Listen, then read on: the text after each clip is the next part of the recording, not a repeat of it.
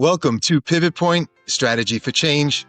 I'm Nik Michael. A few weeks ago, I sat down with two recruiters who have spent more than 20 years on the side of the hiring table. Kim Steiner and Amy Kraus of Fource Recruiting work every day inside the gap between what candidates believe about themselves and what employers actually experience when they walk through the door or log into the screen.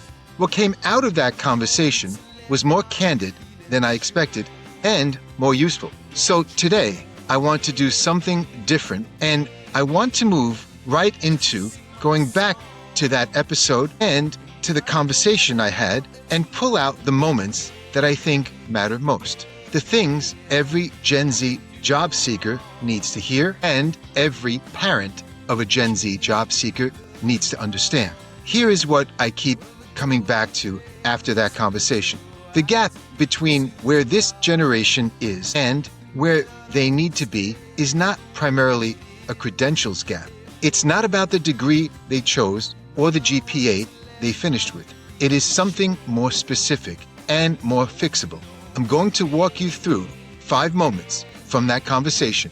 I will set each one up and let Kim and Amy give you my read on what it actually means. The first thing I wanted to understand was simple. Not what the job description says, but what actually moves the needle when a real human being is deciding whether your resume makes the cut. I asked Kim and Amy, when you are sitting across from a Gen Z candidate, what are you actually hoping to see? Kim went somewhere I did not expect. She brought it home, literally. She had a recent graduate living under her own roof, and what she shared from that experience set the tone for everything that followed. Well, in my opinion, I think what oftentimes, and I can say this because I have a recent grad who just graduated 2 weeks ago. Wonderful, congratulations. Living in my home, thank you. And just in speaking with her, but also speaking with her friends and classmates, I think what they think matters is in some ways the presence that you put out there all the time. They're very social media centric, and they're very much about building clout, or some, not all. I should definitely preface that. Some are very concerned about building the clout and sort of having that be their lead, and not necessarily, so having that speak for them, but not necessarily doing some of the fundamentals. I think what still matters is being prepared for your interviews, not relying on things like AI, really doing your homework, but also being comfortable with engaging with the hiring manager or the recruiter that's contacting you. Because again, these are people who grew up at a time where social interaction wasn't as fluid as it was when you, Nick, Amy, and I all grew up. So it's that. And sometimes it's like, I don't want to take the next step to ask for the business or to ask the hiring manager, am I still being considered, because they're not as comfortable. But people really do need to take that, because people want to hire candidates that want to get hired, but also ones that have done a lot of the fundamentals, that homework, or those basics that I grew up with, and I no doubt I assume you grew up with as well. So I don't know your thoughts, Amy. Yeah, I would agree. I would think that a lot of folks coming out of college now think that they're just going to get the job, that the job is there. They're on it. They're cool. They're doing the work. They went to college. Everybody's hiring. So why won't you hire me? So I think that there's also sort of being thoughtful about what makes me different. Why does a company want to hire me? And again, kind of having to do the homework to be hired and to show who you are and show your personality. And also, I think they think it's a little bit easier than it has been kind of in the past to that point. It's not that it was easier, but it's a client's market. So therefore, you really do need to make yourself stand out, and I'm not sure they really realize. What Kim and Amy are both describing is something that doesn't show up on a resume. It is not a credential. It is not a major. It is the ability to show up as a prepared, engaged human being, someone who has done the homework, who can make eye contact, who is not performing confidence, but actually demonstrating it. And here is what struck me most. They're not describing something out of reach. These are learnable behaviors. The candidate who practices them before they walk into that room is the candidate who moves forward. The one who is banking on their social presence, their clout, their curated online identity, without doing the fundamentals, is the one who doesn't get the callback. That is the first truth. I'm curious from both of you, when you're sitting across from a Gen Z candidate or on the other side of Zoom nowadays, what are you actually hoping to see? Not what the job description says, but what would make either of you put that resume up on the top of the pile? What do you see that you're saying, oh, okay, this stands out? What is it? Is it a soft skill? Is it a major? Is it a university? What is it that separates someone? So, and I think I heard you say it when I'm on Zoom. And so if you bring that into it, yeah, that actually matters more than anything. So I think that no matter what, if I'm speaking to somebody that I have spoken to somebody, recent graduate, and if they're sitting on their bed in their laptop, right, talking to me, I'm not sure that that's necessarily appropriate. So when you say, what are you looking for and what stands out, you're not going to have a lengthy resume at this stage. However, what you will have is who you are as a person, who you are as just being an adult and coming across and being articulate, being able to feel comfortable with talking about who you are, what you're looking for in a job, being able to describe what you graduated with, what did you study at school. Those things are important, I think, initially. And then when you talk about the actual resume itself and somebody's background, you can do a lot while you're at school. You can be proactive. Maybe you did an internship that was, in line with what you want to do in your career. So I think more than ever, it's being buttoned up, having a good personality, coming off as genuine, and have prepared, have some things that you've done at school while you went to school, preparing you for the workforce. This next moment came directly out of a story I shared about a young man who had been interviewing, couldn't figure out why he wasn't getting called back, and finally got some honest feedback from a hiring manager. The answer surprised his mother, and it will probably surprise some of you, because what looked like distraction, what read as disinterest or even arrogance in the room, was actually preparation gone wrong. He had two screens. He was reading the questions off of one screen, and off the second one, he was looking at the interviewer. And nobody in that interview knew that. They just saw someone who wasn't fully present. I asked Kim and Amy, can you tell when that's happening? And what does it actually cost a candidate? And what I would add is that I don't want, especially on Zoom, now there oftentimes people have all their notes scripted out on another screen. And when I'm talking to someone, I can tell if someone is reading answers. Oftentimes that's something that from my perspective, I want to be engaging with you. And if I feel that you're looking off or reading, that is something that for me is a red flag, because it says that it's just a red flag. And I think that that's something that oftentimes people do because they're, again, they're not comfortable. They may not have all those stories, but that's definitely for me, the eye contact, that rapport, but not having everything scripted. So I'm struck by what you said, because I was going to give this example later. And I have a colleague whose son finished in school and had been interviewing. He had some experience, but he was interviewing for positions and he kept not getting. And she finally recommended, call that person back, call the personal person back, and asked him, what kind of tips, what kind of pointers can you give me? What happened? What did I do? And the gentleman was very nice when he was trying to explain it to him. He goes, you came across very sincere. You were definitely nervous. Okay. You didn't look as motivated or animated, but that might be his flat affect. Okay. And then he said, you seem not as, when you asked questions to us, you were looking over to the left and you weren't keeping eye contact. And his mother told me, because he's got two screens and he was reading the question off the screen. And he said, everyone thought you would like distracted. And, I'm wondering whether or not this young man fell trapped to one of those stereotypes that most Gen Z people, and I was going to bring up some stereotypes to talk about, and it was one of the most valuable lessons because then he was better prepared and he had his questions ready and he wasn't, getting distracted and he was like looking straight and forward. So that's just such a striking, recommendation to bring up. So you see this a lot? I don't personally see it as much as I see that from, frankly, more experienced people. So it's not that I don't see it at all. And it could be somebody who gave a Gen Z person, right, the wrong advice in terms of preparing, because I see it less from them as I do. And I've seen it most recently in some candidates I've had out into the marketplace, because those are habits that I think come on. To me, it comes back to just be who you are, be genuine. Nobody's expecting you to have conquered the world. You're just graduating. And so I will stick with that advice because I think that's what's going to attract a company to you. Amy said something I want to make sure lands. Be who you are. Nobody expects you to have conquered the world.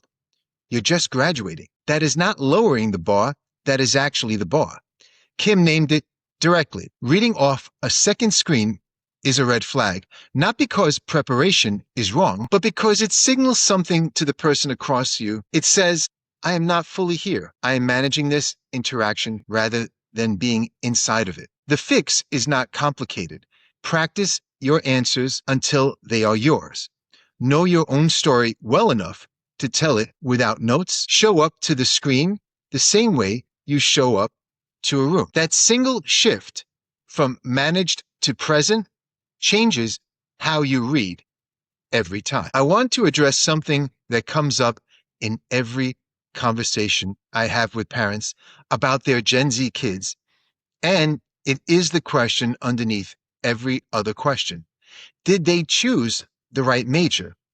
Is the degree worth what we paid for it? Will any of this actually translate into a job?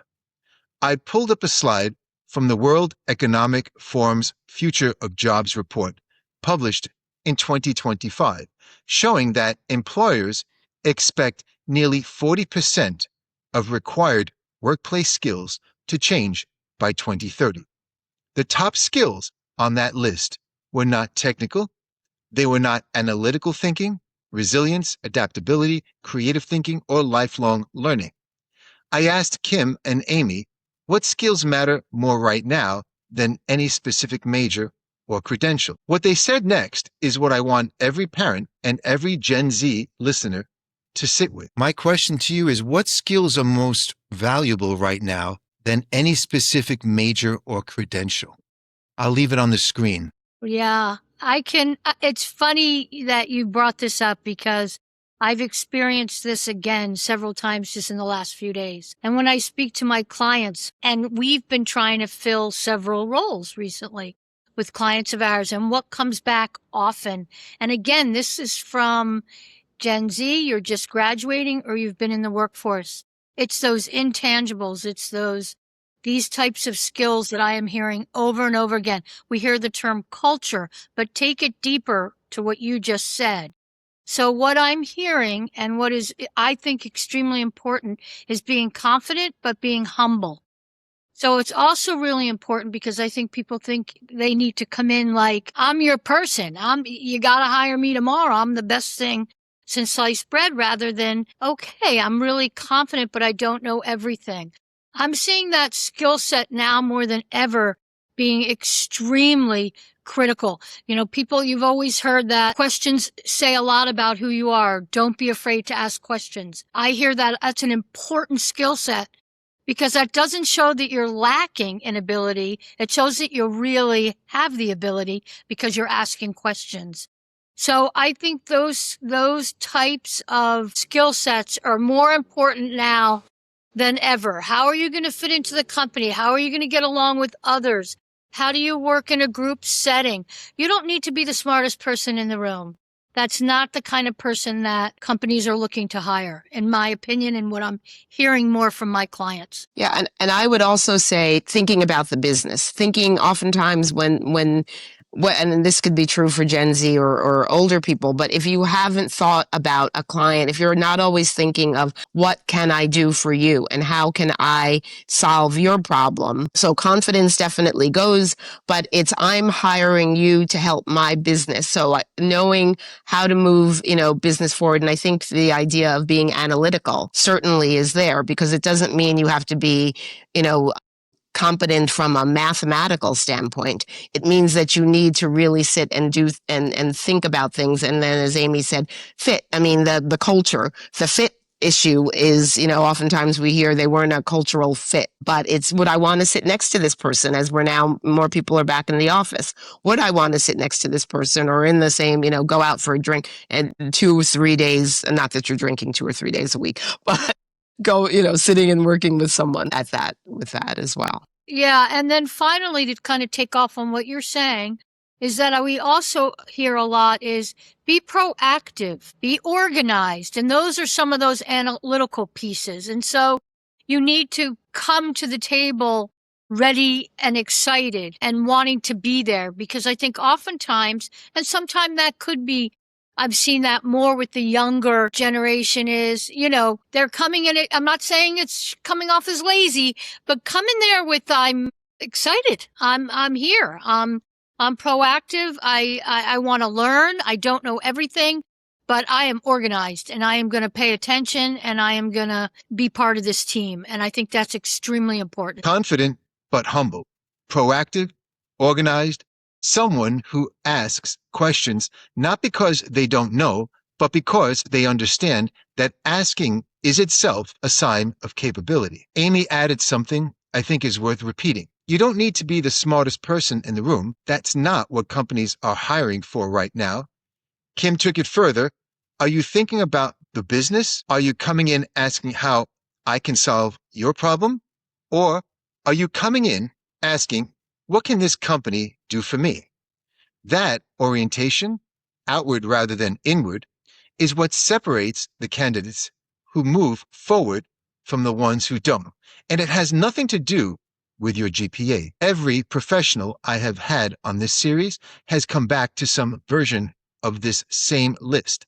The credential opens the door. The human skills determine what happens once you walk through it. I want to speak directly to the parents now, because what comes next is the part of this conversation that I think is hardest to hear and the most necessary.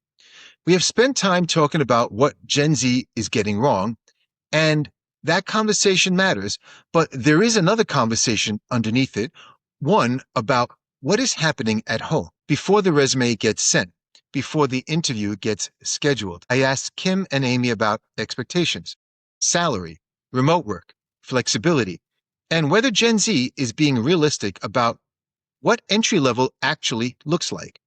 What started as a question about the job market became something much closer to home. Kim made a distinction I had not heard framed quite this way before, about earlier Gen Z versus the graduates coming out right now, and what COVID actually did and did not do to their relationship with work. And then Amy went somewhere that I think every parent in this audience needs to hear. One of the most anxious conversations happening in families right now, and I hear constantly in my clinical work, is about the major, the degree, the investment. Parents are paying significant money, whether it's in a private university or state school, and they want to know, does this choice actually matter? Will my child be able to build a career with this degree?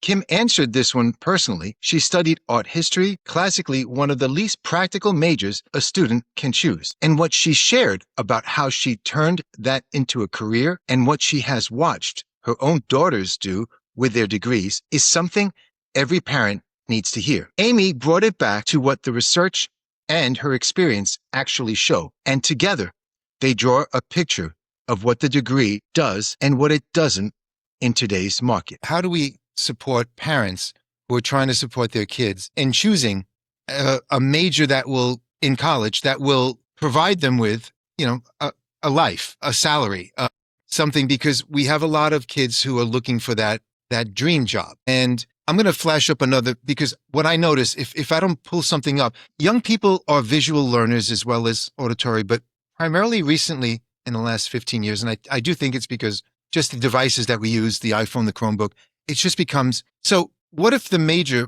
what is the major? I mean, that's what we're looking at. Careers are becoming less linear. Skills and experiences are often matter more than the title of the degree. The first job is increasingly not the final destination. So we have a college major, the first job, they pivot again, they find a career. How should students think about choosing a major in today's economy, and how much does that choice actually matter? And I'm bringing this up as a parent, but parents are paying top dollar, as you know, and even if they're going to state or city here in New York, you're having a level of investment. And in today's economy, we can go there later, but what should students think about when choosing a major? I mean, I can jump in because I myself had one of the least practical majors, which was art history. And oftentimes that's the one that's classically cited as the least practical one of the least. Philosophy is another one that you can have. And what I was fortunate to do, and this is where my parents are, my mom directed me, and the way I've sort of tried to direct my children is thinking about, I felt that I was really lucky that I got to do something I was passionate about. But I understood and where the support came as a parent was my parents, and as I've done with my children, have helped to try to inform the fact that regardless of what I did as a major, I really tried to get a solid resume before I graduated from college. Not everybody can. I was, again, just I worked at CBS as my first job because I got an internship there. But that was something that happened through my parent. I have one daughter who graduated in public health. She's now in digital media and marketing. So I don't know whether this is good or bad advice. I know a lot of parents who were parents of engineers who thought that or had seen that as one of the recession-proof careers because things are moving so quickly. Perhaps that's not, it's not what it used to be. But I would say going to college is a tremendous luxury. We know that. And not everybody has the ability to have their children sort of go and find themselves. But I also think that as a parent, you need to understand this is the last time that your child will have an opportunity to learn just for the sake of learning. And I do think that more and more companies are looking for well-rounded students. In tech, we'll use tech as an example. Oftentimes people who are in tech don't get hired because they may only be very sort of, tech centric and not people centric, and people hire people. So I personally don't know how to advise, my other daughter was a psych major. She's not doing anything with her major, but she is doing something with her minor, which is in music business. So anecdotally, I can look in my house and my life. So, don't use my opinion as gospel. But what I have seen is that at least the circle of friends that I have, no matter what their children are doing, they're doing because they're passionate, but they're also very focused when it comes to the next step in terms of helping build a resume before they even get out of college. So well put. That brings me to another question, I want to bring something up. Passion versus aptitude. Employers are increasingly ranking analytical thinking, resilience, and adaptability above specific technical knowledge alone, as you just mentioned. So what the research shows, passion often follows competence, not the other way around. People frequently become interested in activities they become skilled at. Long-term success usually emerges where interests and abilities overlap. So here we have, right here in the center, sustainable career growth, what you're good at compared to what you love. What's the difference between passion and aptitude, and which should a young person lead with early in their career? Amy? Yeah, I would say, it can go either way. So what I mean by that is, I had a sister who her passion was to be a teacher. She was going to be a teacher when she was in 5th grade. My sister went on to be a teacher, and she went to college, graduated cum laude, and started her own school. So I think when we think of things like that, right, or we think about those people who have in them that they know they're going to be a doctor or a nurse, right, or the clear or a lawyer or those kinds of roles, not necessarily the kinds of things that we're talking about here today. And I think that is very specific, and that's where a passion is extremely important and very critical. And young people, some young people have that figured out pretty early on. Then there's what Kim talked about, and I was similar. I did not graduate in advertising sales or where I ended up. However, what I did major in was sociology, was kind of criminal justice, people. So I ended up still leaning into who I was as a person and where the job took me to logically. So I think those are very evenly split between what is passionate, what's your aptitude. At the end of the day, to me, college in and of itself is just an experience, as we keep saying here. And so for most people, they don't know what that exact role is going to be when they get out. And so that's where those other softer skills, the human skills, the adaptability, the ability to end up doing something that you had no clue you were going to do. So it's not an easy answer. Kim said something I want to highlight for every parent listening. College is a tremendous luxury, and it may be the last time your child has the opportunity to learn just for the sake of learning. That is not an argument against practical thinking. It is an argument for perspective. What both Kim and Amy are saying underneath the major conversation is this: the degree is not the primary asset. The resume you build while you are getting the degree is the asset. The internship you pursue, the experience you accumulate, the proactive choices you make before you walk across that stage. A public health degree that leads to digital media, an art history major who ends up placing talent at the highest levels of the industry, a sociology graduate who builds a career in recruiting. The through line in every one of those stories is not the major. It is the person who stayed curious, stayed focused, and kept building something. That is the message for every parent who is lying awake worrying about what their child chooses to study. Here is a question I hear from parents regularly and from Gen Z young adults themselves, usually in a more anxious form. What does it mean if I have already changed direction 2 or 3 times? Does that pattern say something is wrong with me? And how does that recruiter actually read a resume that doesn't tell a straight story? I shared a concept from recent workforce research about what is being called the career lily pad. The idea that Gen Z is moving from role to role the way you cross lily pads on a pond, not climbing a ladder, hopping, exploring. And the question is whether that is a sign of confusion or a sign of someone actually finding their footing. Kim and Amy had different angles on this, and the distinction Amy draws here is one of the most practically useful things in the entire conversation. What do you say to a young adult who has changed direction 2 or 3 times and is starting to feel like something is wrong with them? Because on the other end of this is where parents would say, I think he needs to speak to someone. And that's where I would come in, or another clinician. Yeah. And how do we approach this? Go ahead. Yeah. One job to the next makes sense. It might not, one might only be a year or 2 years and then you're moving to something else, but you can see some trends. There's a difference between that and trying to figure out where you're headed and what's right and wrong versus just job hopping or jumping from job to job. That's, to me, again, very small. It seems like a small difference, but a big difference in somebody's mindset. Who you are, the effort you put in, the way you go after each one of these types of roles, events, jobs, whatever you want to call them. As long as you keep that same basis of who you are, that to me is not jumping or hopping or negative. That's finding yourself and growing. And I would just add, from the clinical perspective, I think it is a family. And so it's something that I would look at as a family. So I shared with Amy, I was at an event yesterday, and the person, it was a founder of a health company, and he had the traditional resume of, Ivy League school, went into investment banking, had an opportunity to go join a taxi company in San Francisco in the early, whatever, 2010s. His mother said no, because you're at this, top bank. Had another opportunity, and he was miserable, had another opportunity to do something. And the parents were invested in the traditional side.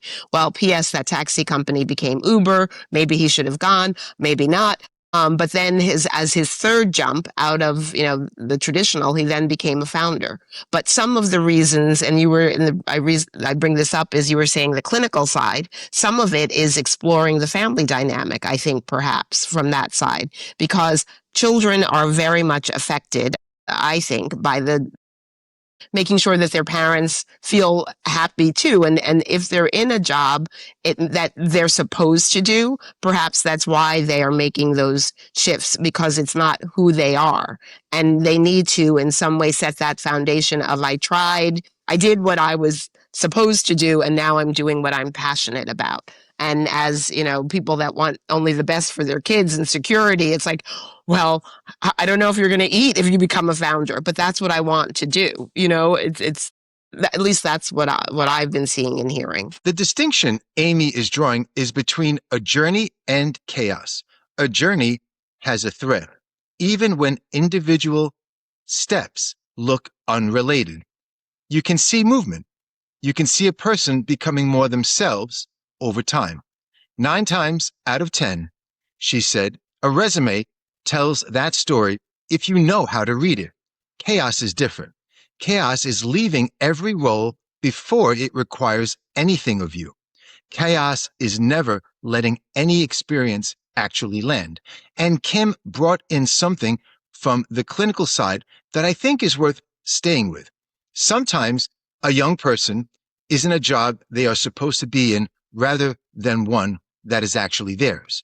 And the pivots keep happening not because they are confused, but because they are still trying to satisfy someone else's vision of what their life should look like.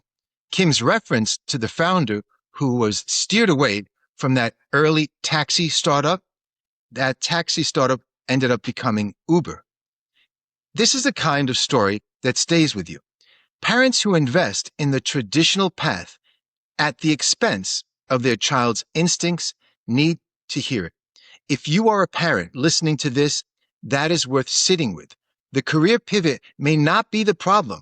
The pressure underneath it may be. I want to speak directly to the parents now, because what comes next is the part of this conversation that I think is hardest to hear and the most necessary. We have spent time talking about what Gen Z is getting wrong, and that conversation matters, but there is another conversation underneath it, one about what is happening at home before the resume gets sent, before the interview gets scheduled. I asked Kim and Amy about expectations, salary, remote work, flexibility, and whether Gen Z is being realistic about what entry level actually looks like. What started as a question about the job market became something much closer to home. Kim made a distinction I had not heard framed quite this way before, about earlier Gen Z versus the graduates coming out right now, and what COVID actually did and did not do to their relationship with work. And then Amy went somewhere that I think every parent in this audience needs to hear. I do think that it's interesting. I think that, as I think we can all agree, there certainly COVID has a lot to do with that. I find that has become a big change in perspective of how Gen Z and just in general, people look at work, right? So that's obviously a whole nother conversation about how we look at work. But from a perspective of having more flexibility and this work balance and whatnot, I think that in general, I do think that there's these belief that you can just sort of, this is what I want to do. I'm going to work from home. And if, I want this amount of money, and there you go. So if that's not going to happen, I'm not interested in the job. And there is no doubt I get a lot of that. And I get that throughout sort of age and amount of time that people have been in the workforce. But at the same time, I am starting to see a shift, sort of back to it's time. And it's not a bad thing, because I think we can all agree that we met a lot of great people that are probably still friends of ours. And so it's great personally as well.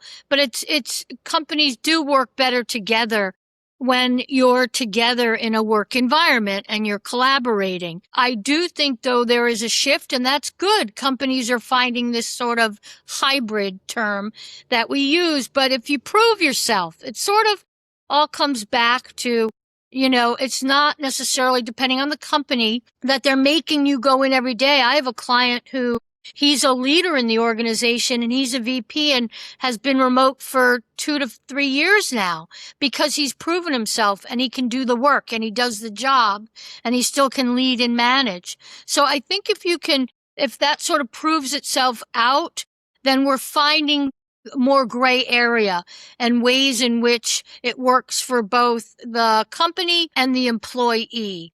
But I do think, stepping into it for the first time, I have to admit that I think it's not necessarily the right perspective or persona that you want to put out there, leaning into the workforce for the first time, that you need work-life balance and need to work from home. See, that is what I'm looking to highlight for many young people and their parents. Essentially, tips like that. The focus on how to present, right? What to focus on, not to talk about the financial part of it too soon before you even get the job. Many are entering the interview, or even before, well, if I get it, it doesn't pay much. I don't know if I want it. And then the parent is like, well, it's very aligned with what you want to do. It's hard to find things, and they're looking, and they're a reputable company or something. So there are a lot of checks that are going, they're checking the boxes, but there's this perception, and I think that young people are doing, which it's a cognitive distortion. They're mind reading. They're anticipating, well, they're not going to want me, or they're going to want me and I'm not going to want them, or they're protecting themselves from rejection, from having to answer the difficult questions, and they're taking themselves out of the game before they get into the game, to get into the field. They're not even getting into the stadium. They're just, yeah, it's nice. That looks nice over there. But I'm not going to go for that and they make things up in their mind. So that's the cognitive distortion that I attempt to deal with young people, using every methodology that we could have, not just with CBT or acceptance and Gestalt, but we're trying to deal with some of that resistance, that self-sabotage, that what I call push-pull. You want, but you really don't want it. You're nervous. You're anxious. You don't want to deal with rejection. If they want me and I got to go through with this, and I don't really want it, but my mother is making me do this. My dad's pushing me. What am I supposed to do? We have anxiety. I think from the work, the in-office, no in-office, it's a different, when you're looking at earlier Gen Zs versus later Gen Zs. So Gen Zs that are graduating now, yes, they were products of COVID, but they didn't graduate in COVID. So they may not have, yes, they'd like to work from home because perhaps it's more flexible, but they didn't have that as a model necessarily as students who graduated a little earlier. But what I'm seeing in terms of, I don't know, this job, some people are like, I don't want to be bored. And I think some of that is because they spend so much time, not on social media per se, but a lot of the media that they're consuming is about lives that are all fabulous. And it's about lives that, if I want something, I want it now and I can get it. And I feel because the accessibility is even more heightened than when than certainly when I came out 100 years ago, but even, people who came out, graduated 10 years ago, it's about trying to, I need to make sure I'm happy and I'm satisfied because so-and-so, look at so-and-so, they did that. They roll out of bed and everybody looks at their life and they're fabulous. And I think as parents, we understand that, or as that parents understand that there's a lot of fundamentals that go under that. And that's sort of where the tension lies, too. The friction between the two. That's all I was going to say, is that I think it's hard for them because oftentimes not everybody is living this great life, but that's what you see and that's what you're attracted to. I would agree with that, and add to it that I think there is some enabling as well. And so I think that some parents have enabled and coddled a bit to say, oh no, we have been through COVID, and I get this, is life, or my child has anxiety, and I get all of that. But I do believe that there is some enabling that can unfortunately come from the parents. And that I think there is some coddling a little bit in that, again, times have changed. Let's take COVID out of it, but not what Kim's talking about, which I agree with wholeheartedly in terms of the social media and more access to seeing, what they're missing or what they can have. But I feel like all of us, or I know when I was finished with school, we're going to help you, but you're going to have to figure it out and you're going to get there. And we did you figured it out and you found a way. And I do think, unfortunately, I'm seeing more of these Gen Z now having a little bit more of that coddling and enabling. And therefore either they're saying, I have anxiety or I'm not ready to, they're not getting kicked out. They're not getting kicked out of the house as quickly. And I don't mean that in a negative way, but I feel like we're definitely in that place right now. And I think there's a variety of things that make that happen and why we're in that place. Amy used a word I want to stay with for a moment: enabling. Not as a harsh judgment, as an honest observation from someone who sits inside the hiring process every day and watches what happens downstream from the decisions families make at home. She described it plainly. Susie is still home. The parent is complaining about it, but nothing is happening to make Susie feel like she needs to move. No fire is being lit, and the reason, often, is that the parent is managing their own anxiety about Susie's anxiety. I hear this in my clinical work constantly. The parent who says, my child has anxiety, and uses that as a reason not to create any productive pressure. Not because they don't love their child, because they are afraid of making things worse.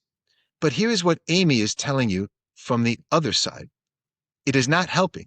The young adults who have had the latitude, who are allowed to stay comfortable without consequence, are not launching faster. They are launching slower, or not at all. The question worth sitting with is this: are you supporting your child's growth, or are you managing your own fear about their future?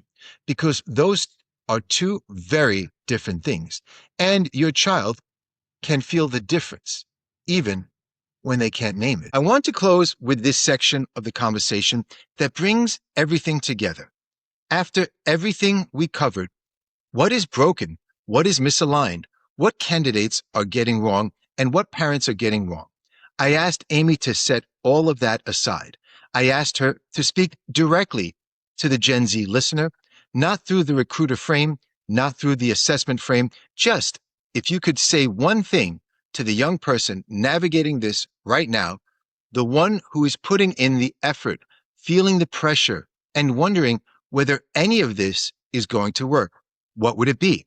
And then I asked about LinkedIn and about AI tools, because as you are all about to hear, all three answers lead back to the exact same place. If you can give Gen Z one piece of advice to actually succeed in today's system without losing who they are in the process, what would it be? And I'll leave it on the screen. Yeah, I would say that be really thoughtful about what you want to do. In other words, it might not be what you majored in. It might be what you majored in college. But if you want to succeed, be true to yourself, be honest, be transparent. Don't put up a fake who you are because you think you should, or somebody told you to act a certain way or be a certain way. And also just make sure that you stay focused, because no matter what, nothing's going to come easily. And so I think that, and that I do appreciate.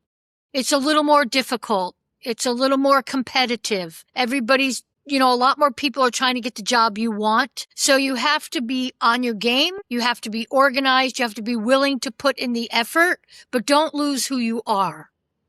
and be So stay honest true to with yourself. yourself Yes. and stay Good. true to yourself. There's an entire industry now built around personal branding for job seekers, like LinkedIn optimization, content strategy, building a professional presence online. How much of that actually moves the needle from where you're sitting? Is there a version of it that's helping candidates versus a version that's actively working against them? Yes, that's Okay. a great question. Tell me what you think. I wanted to hear LinkedIn, from you. yeah, LinkedIn now more than ever is a critical application. Yes, LinkedIn is extremely important. And I say that specifically if you're going to be in the workforce as we know it, right? That type of job. So right out of college, I tell college students this, I've worked with them. You need to have a LinkedIn profile and presence. It's extremely important. At the same time, it can hurt you or help you, as you mentioned. Yes, yeah. And that comes back to doing the work. You might say to yourself, well, I don't have a lot to put in my profile, but you do. Your internships, if you've hopefully, I don't care if it was a summer job, or my hope is that if you're looking for a job, and that comes back to what we were discussing earlier, that it will be in line with what your major was. So no matter what that is, you need to put a profile on LinkedIn.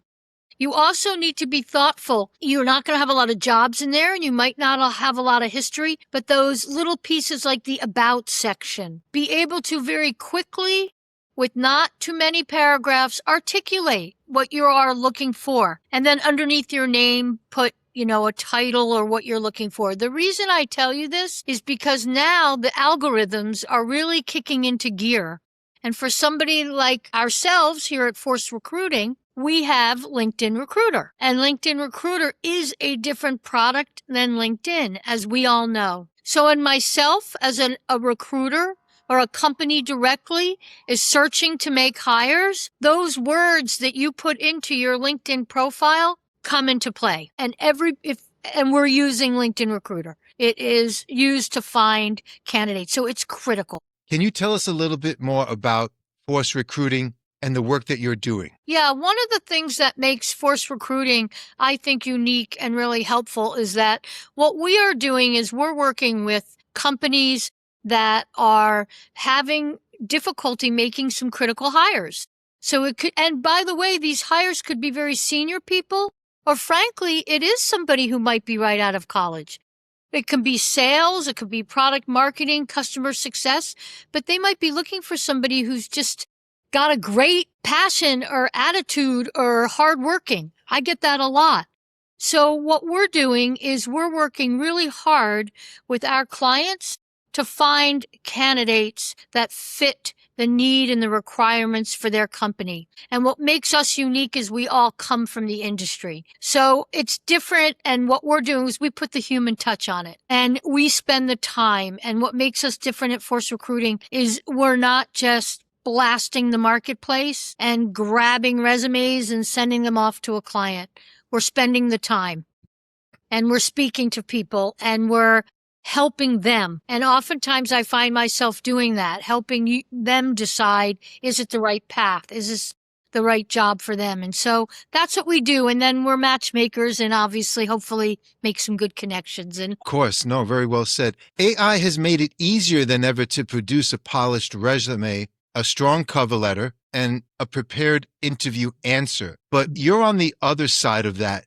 Can you tell us when it's been used and when it works against a candidate? When does the polish become a problem? Again, can you tell it's being used is what I'm asking. Yeah. Yes, what a great question. And I have to be honest with you, and it just happened again recently with some of our How does that impact candidates. Yeah. It's negative. Okay. Companies can tell. So the AI should be used to fine tune. Again, the theme of the conversations that we're having here come into play. I want to know who you are on that piece of paper. I don't want to see something that has been written and it is very clear when it's not real and it's sadly been fine-tuned by AI. It's not representative of you and companies can pick that up. So it's not helping in any manner at all. It really isn't for either. I will also add this. It doesn't help a lot when you're planning for an interview. In other words, take a look at it, maybe get some insights on the type of questions to ask. But again, back to the example I think you gave earlier, it's very apparent when somebody's asking, especially Gen Z, to ask some questions like, where'd that come from? The value is not help it. It's sad because it's going too far. It's an extreme and clients are very frustrated with it. Again, the reason why folks like us come into play, because we've done the work and we're screening and we're talking to people. The resumes we're getting, we'll know and, send them back if they're not appropriate. Right. Good. Well said. I'm glad you said that. Before we wrap up, I want to open the opportunity for you to provide anything that you'd like to say right now in relation to our conversation. What else would you like to add? Yeah, that's really great.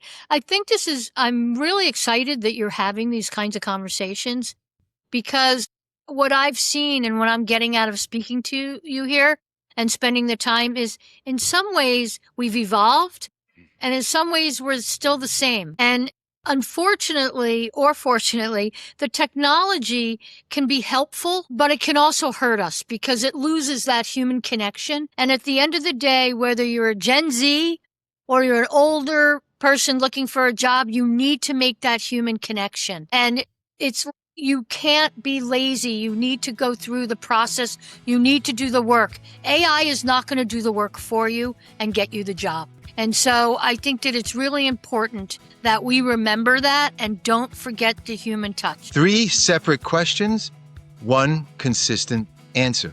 Stay true to yourself on the interview. Stay true to yourself on LinkedIn, and do not outsource your voice to AI. Because the moment you do, companies can tell, and what they are left with is a polished version of nobody.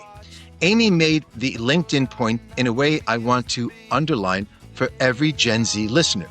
The algorithm is working for you or against you, depending on the words you put in your profile. LinkedIn Recruiter is how firms like Fource Recruiting find candidates who are not even actively applying. That means your profile is not just a resume, it is a search result. Treat it that way, and the AI point is worth sitting with carefully. Amy was direct. Use it to fine-tune.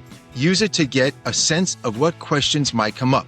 But the moment your cover letter, your resume, or your interview answer stops sounding like you, companies noticed, and is costing candidates opportunities they do not even know they are losing. The through line across this entire conversation is the same thing Amy said at the very end. You need to make that human connection. AI is not going to do the work for you and get you the job. Be real. Do the work. Show up as yourself. That is what gets you hired, and that is what keeps you there. In closing, what strikes me most about Kim and Amy, and what I think makes this conversation different from every other conversation happening about Gen Z and the workforce right now, is that they are not observing this from a distance.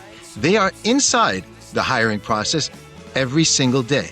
And they have built something at Fource Recruiting that is almost counterintuitive in an industry that rewards speed and volume. They slow down enough to actually see the person in front of them. That is exactly why they have the pulse of this generation in a way that most people don't. Because Gen Z doesn't need more people who have an opinion about them. They need people who are willing to look closely enough to understand what they are actually navigating, what the pressure feels like, where the confusion is coming from, and what it would take to help them find their footing without stripping away what makes them worth hiring in the first place. Kim and Amy do that. They have been doing it for over 20 years, and this generation, whether they know it yet or not, is lucky to have people like them paying attention. To the parents listening, the job market your child is entering does not run on the assumptions you carry from your own experience of launching. The most valuable thing you can do right now is not give your child the advice you wish someone had given you. It is to get genuinely curious about what the market is actually asking for, and then trust your child enough to respond to it. To the Gen Z listener, the candidate who finds traction is not the one who is qualified more often than not. They are the ones who are more self-aware, who can walk into a room or log onto a screen and show not just what they know, but who they are and how they think. That is not something you earn in a classroom. It is something you build by being willing to be seen. Everything you need to connect with Fource Recruiting is in the show notes. If you or someone you know is navigating the job market right now, they are worth knowing about. Subscribe to Pivot Point Strategy for Change on Substack. Follow us on Spotify and YouTube. And if this episode gave you something useful, share it with someone. Share it with that one person who needs to hear it. That's how this conversation grows. The question I close with is one that I use at the end of every episode. Think about it. What's your pivot point? What's your pivot point?